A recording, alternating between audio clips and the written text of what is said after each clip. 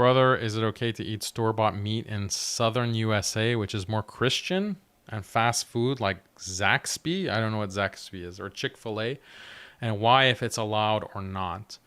No, it's not allowed to eat that kind of meat because you don't know who has slaughtered it. You don't know, like, this idea that they're Christian. Like, these major multinational meat processing companies are not Christian. They're not owned by Christians. They're like, some of them are public companies. Like, they're publicly traded companies, so there's no Christian ownership, let alone a Christian who is actually slaughtering your meat or doing anything like properly cutting it, properly doing the dhabiha. So it's not halal. That is the position that I have, and that is the correct position.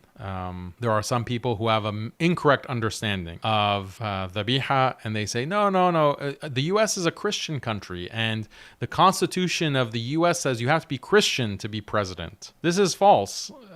The Constitution does not require the president to be Christian. You can be an atheist president of the United States. And what does that have to do with the companies? Like, these are companies that are not actually Christian at all. They're not Christian. They're not Jewish. Do not buy this kind of meat. Don't go. And same with Chick-fil-A. Like, their meat source is not necessarily like a Christian farm. And it really annoys me, like, this kind of fatwa, because the fatwa, it's that, oh, you can just eat anyone's meat, just go to the store. When you have that kind of fatwa, then the Muslims become complacent and they start eating whatever meat that's available. Like, put the fiqh question aside. Like, there are resources online if you want to read or watch in depth a scholar actually present, like, this is why you can't just eat the meat in America or in Europe, for example, in a non-Muslim country. You can't just eat whatever meat that you find in the store or in the restaurant or whatever. Go and watch a proper scholar explain it. But put that issue aside. Like, another issue that is significant is that when you get the Muslim community used to, like, oh, just eat whatever, then the Muslims don't develop their own institutions. We don't develop our own meat sources, our own farms, our own, food processing plants, our own butchering operations, our own businesses that are halal and meet the strict standards of Sharia. We don't do the effort because someone said, "Oh, it's halal, so just go and do it." This is a big problem. When I went on that rant in a previous episode on public schools, it's the same thing. Like, the scholars said, "Oh, public school is halal." Like, some of the scholars said, the public schools in the West are halal. No problem, send your kids. Even though those schools are very damaging and they lead to a lot of kufr. So much of our youth are led to kufr because of these public schools. If some of those scholars had said it's actually haram to send your kids to public school, then the Muslims will put a lot more resources, a lot more effort into creating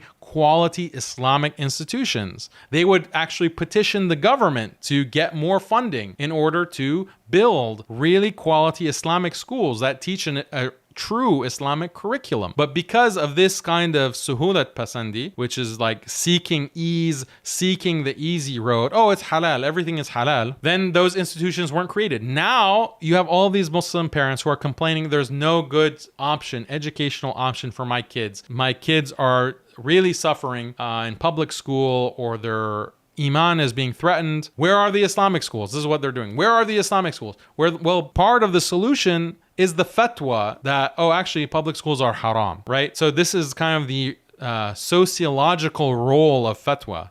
The sociological role that a ruling has, or a fatwa has, in shaping a Muslim community or a Muslim nation or the entire ummah, having the foresight. Another example that I always like to use is look at the amazing Islamic architecture, beautiful Islamic calligraphy, amazing Islamic art that's created. I was in Turkey the previous month, and we saw the Suleymaniya, these beautiful masajid. We saw the Blue Mosque. We saw all of this amazing masajid architecture. Now, if the scholars of the time had said, it's fine to have iconography pornography on your message, like put pictures of the Prophet sallallahu alaihi wasallam. Just imitate the Christians, right? Just imitate the Christians, and they have, these ornate cathedrals and these ornate, the Sistine Chapel. You have all this art, figural art of people, of the prophets, of Jesus, of God. You have portraits of God. Okay, that's, maybe don't portray God, but you can portray the prophets, you can portray the angels, you can portray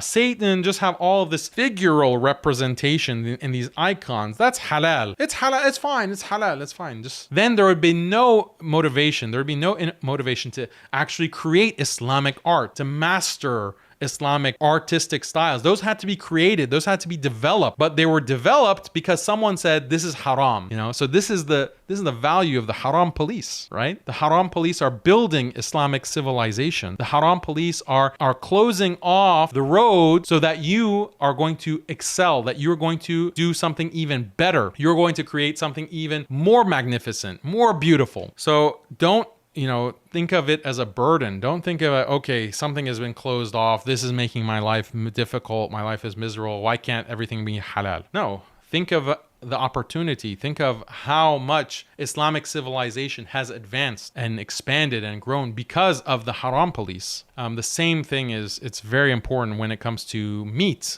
And it's not that difficult.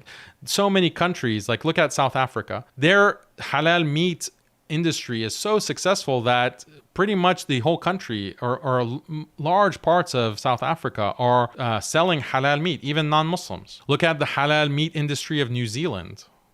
All of New Zealand is halal meat standards because of the Muslims. The Muslims went and they had their own ranches. They had their own meat processing. They did their 100% halal standards. They set the gold standard for halal. May Allah bless the scholars who oversaw that process. May Allah bless the haram police who made sure to set the boundaries and they gave the fatwa. And that's what led to the benefit that so many millions are benefiting from halal meat. And unfortunately, we have this kind of half-baked opinion. It is what it is. It's a half-baked opinion that, oh no, you can just eat the meat of any non-Muslim because of a vague idea that this is a Christian country. It's not. It's not. This is not a Christian country. That the lawmakers in this country are not Christian. That these industries they have nothing to do with religion. Even if you take the position that, okay, as long as the identity of the person is Christian, that means that the meat is Christian, or the meat is permissible. Why? This is a half-baked, I'm sorry, but time to say it like it is.